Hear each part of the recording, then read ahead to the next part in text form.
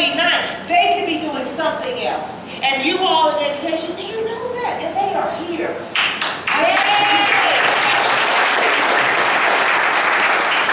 So we would like to have the principal, Miss Elisa Munson. Okay, I thought because I was thinking about Dr. Munson, would you come up and please have words, and then she's going to be followed by the choir from Miami. Amen.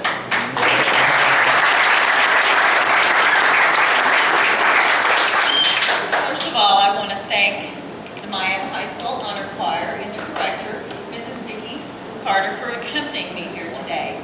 Kind of because of them, I'm here today. This is a little bit out of my comfort zone to do these things. I kind of left it up to them if they'd like to do this, and they said yes. So here we are. And so I'm excited that they're here today. In a few minutes, you're going to hear them sing a song entitled Anyway by Martina McBride. And it's a song, a beautiful song that is so appropriate for today. It's a song that encourages us to do our best and to work towards our dreams.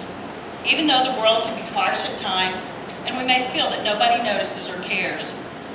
Anyway was inspired by many things. Among them, a favorite poem of Mother Teresa's entitled The Paradoxical Commandments by Dr. Kent Keith. It was also inspired by real life and the fact that we all face adversity in one way or another.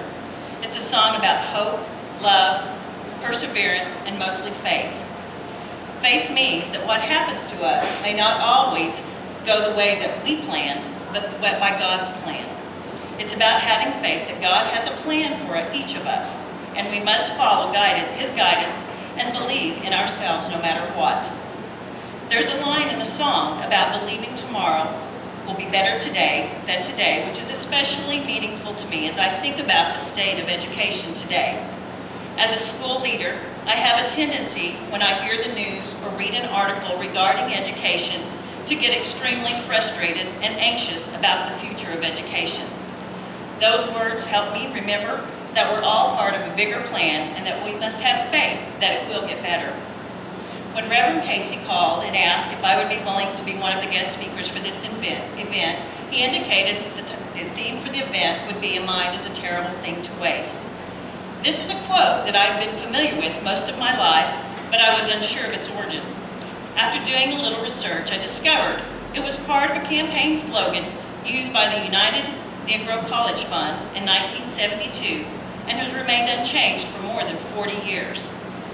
This phrase has become part of the American vernacular and is used widely by laypersons and educators alike to drive home the point of the necessity of education.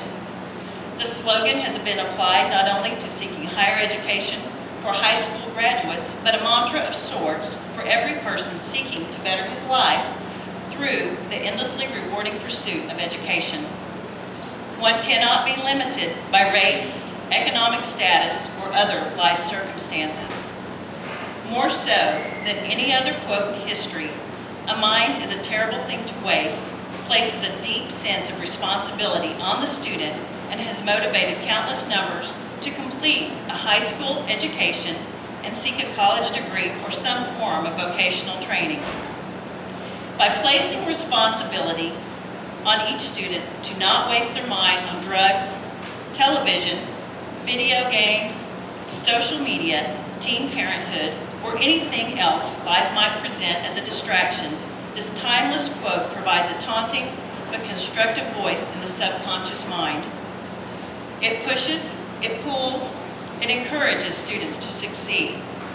It begs the student to pick up the pieces of broken dreams and to trudge over mountainous challenges anyway. As you know, tomorrow is a very important day in the state of Oklahoma.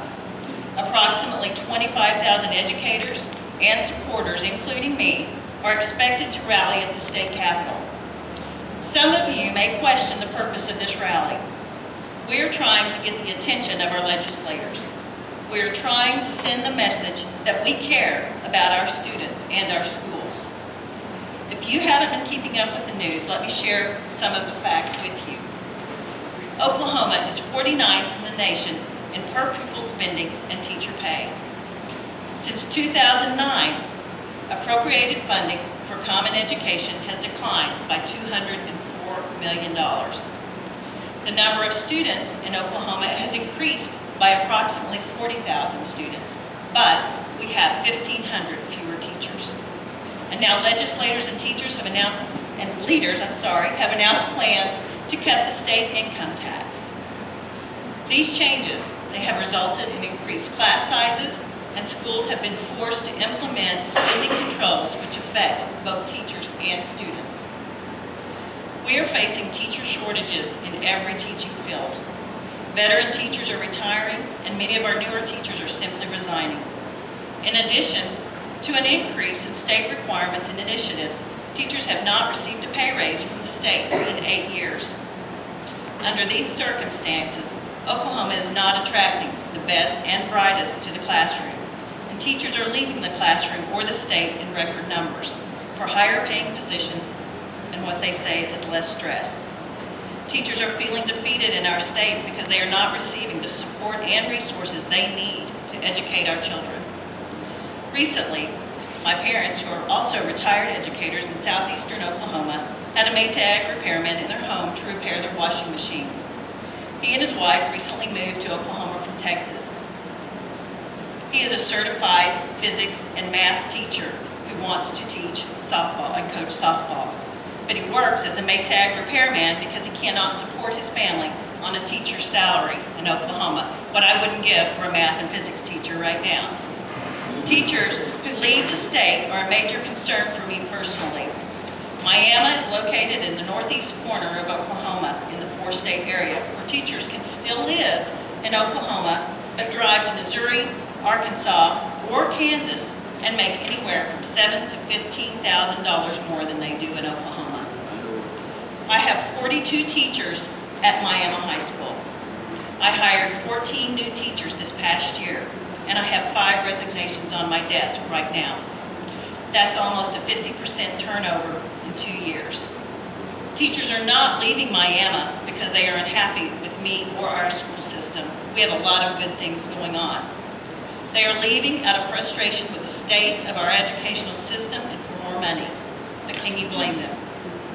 As you may have heard, our legislators are seeking to repeal Common Core.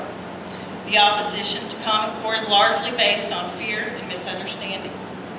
Common Core is not a federalization of Oklahoma's school system, as its opponents claim. The standards were drawn up by the states and would have given a comparable standard across state lines, allowing us to know that a 12-year education in Oklahoma is equal to that in any other state. So why are we rallying? To quote Lynn Stockley, president of the Tulsa Classroom Teachers Association, there are 678,000 reasons. We rally in support of our state students in Oklahoma. We rally in support of Oklahoma's public schools. We rally in support of great schools.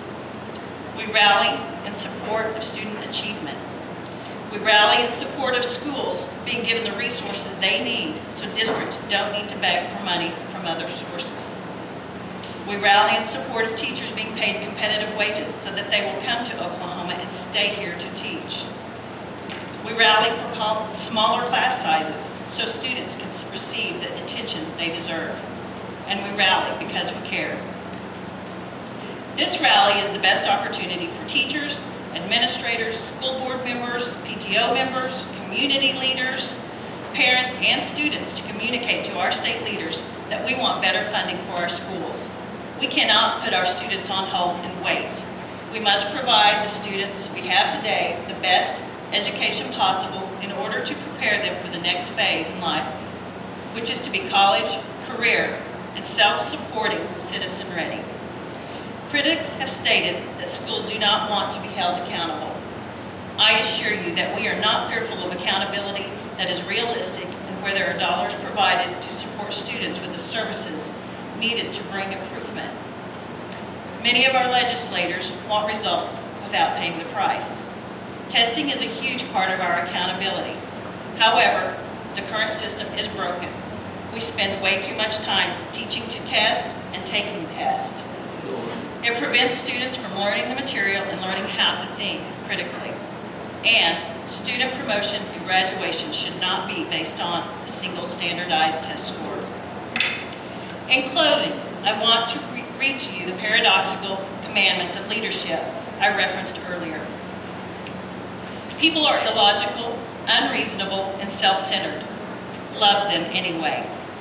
If you do good, people will accuse you of selfish, ulterior motives. Do good anyway. If you are successful, you win false friends and true enemies. Succeed anyway. Yes. The good you do today will be forgotten tomorrow. Do good anyway. Yes. Honesty and frankness make you vulnerable. Be honest and frank anyway. The biggest people with the biggest ideas can be shot down by the smallest people with the smallest minds. Think big anyway. People favor underdogs, but only follow top dogs. Fight for a few underdogs anyway. What you spend years building may be destroyed overnight. Build anyway. People really need help, but may attack you if you do help them. Help them anyway. Give the world the best you have, and you may get kicked in the teeth. Give the world your best anyway. The essence of these commandments is that each of us must choose to do what we think we should do, even when we think we have good reasons not to. They remind us that we are capable of rising above common practices that demean our nature and our culture. If we rationalize distorting the golden rule, which is do unto others as you would have them do unto you, into do unto others as they have done unto you, or do unto others before they do it unto you, in the terminologies of the 60s, we become part of the problem rather than the solution. A mind is a terrible thing to waste. So what are we as educators going to do? We are going to continue to do the best we can to educate our students anyway.